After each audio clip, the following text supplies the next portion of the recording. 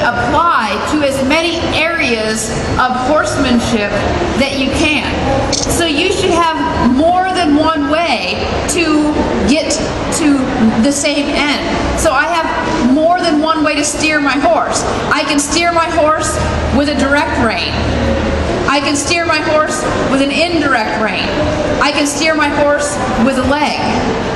So I should have more than one way to do the same thing. And the more ways that I can have, and especially if they're all individually strong, then I end up with a very, very strong training program. So what I want to do is I want to go through how I teach these different things. I want to use some of the riders, and I want to run through some of the common problems that I see with horses stopping. We went through some of the more advanced ones yesterday in the big arena, and that was a great demonstration, and we may bring that up again.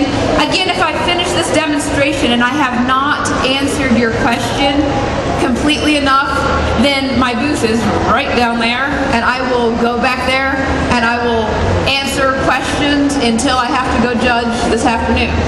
So I'll be happy to answer your questions. So when I'm stopping these horses, the horses need to stop 100% of the time off from bridle reins. That one's usually pretty basic, meaning most of you out there have at some point taught a horse to stop off from bridle pressure. So one of the things that I'd like to throw out there as an idea to you is that when you're stopping one off from just the bridle reins, you do need to make sure that as you take the slack out, that you consider doing it smooth. And that doesn't matter whether you're riding two-handed or whether you're riding one-handed, but a nice quick tip that I went over a little bit yesterday, if you are riding one-handed and you're getting to the point where you practice riding on a longer rein, it is nice to use what I call a fistful of reins, which is actually just kind of the way you would hold on to like a Rommel rein by wrapping all of these fingers around the rein. And then what I do is I use that as a relay system, because whether I'm neck reining or whether I'm stopping the horse, I would like to get this. Neck reining is for refinement. Riding one-handed is for refinement. It's not for the basic teaching of the horse. So I do my basic training stuff in two hands, because I can control a lot more of the horse's body and the shape. And I eventually want to get to one-handed. But the problem with one-handed is sometimes when people make that transition, they then get to where they're moving this rein hand all over, and that's not very refined looking. And so we want to use, if you've got this rein loose and you want to shorten it, a nice, quick, easy way is to do what I call fistful of reins. Take this and it becomes a telegraph station. You can then shorten and change that length of that rein really easily without making this, as far as the horse knows, he doesn't know that I'm using two hands. It still feels one-handed. The one visual that I love about this is that when you're riding like this with one hand and you watch me take the slack out, there's something about putting this hand here and drawing the slack out like that that makes people be very smooth with their hands. Where a lot of times when you're riding and you go like that, there can be more of that jerking, more of that inconsistent. There's something, you'll have to give it a try when you get home, there's something about having that relay station. You feel that smooth pull through. And that's going to be key in getting that horse to not be defensive. A lot of them throw their heads because they're defensive. Now, many of you know that Blaze and I just met the day before yesterday, and we've had a crash course in talking to each other. So there's things that we've done and messed with, and there's things that I haven't. So I'm going to play with him for just a minute. He's a very well-trained horse, and what I'm going to do right now, though, is I'm going to just take the slack out, and I'm going to hold, and I'm just going to see what he does. So his first reaction was kind of to give his space, take a step back. And so right now what we're doing, I've explained it several different ways, but he's a very educated horse.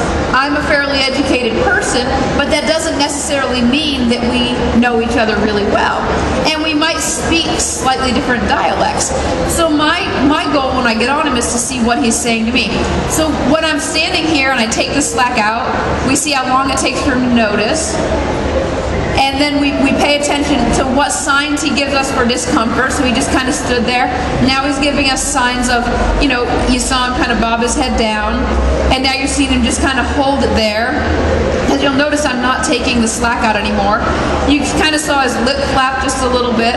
You'll notice I haven't taken a lot of the slack out. It's not like he's even back to vertical, but I'm just kind of holding it and I'm watching and just waiting to see what he does. He's exploring, bringing his nose, giving his face even more. I'm just kind of learning here, and I'm learning what he's thinking. Can you see that just by holding this really light amount of pressure, I'm causing some kind of discomfort? I mean, it's not even like I'm causing him a ton of physical discomfort, and you'll notice my hand is kind of locked in on the saddle pad, and I'm going to release right there. I'm doing this to give you an idea. I'm obviously riding a very, very finished kind of a horse, but I need to give you an idea of the signs that you're looking for even when you're riding a younger horse or a greener horse. I think that one of the things people get into is they don't appreciate all of what just went on there. Because what was happening there was that we don't even really need to care. It doesn't have to be a bother to us whether we say, you know, does he not know what this means, or is he ignoring me, or whatever. I don't know him, he doesn't know me. We're going to give each other the benefit of the doubt. All I'm wanting you to see is that what I need to do is I need to put enough pressure on to cause him some amount of discomfort, and then watch him to see what he thinks. So it was interesting because at first he thought about giving the chin, and then he took a little tiny step back, then he actually went to the left. And now he's standing here. I think he's trying to look over his shoulder. What in the world does this crazy lady want today? Slight step to the left, slight step back. So it's really subtle, but this is what that conversation looks like. Where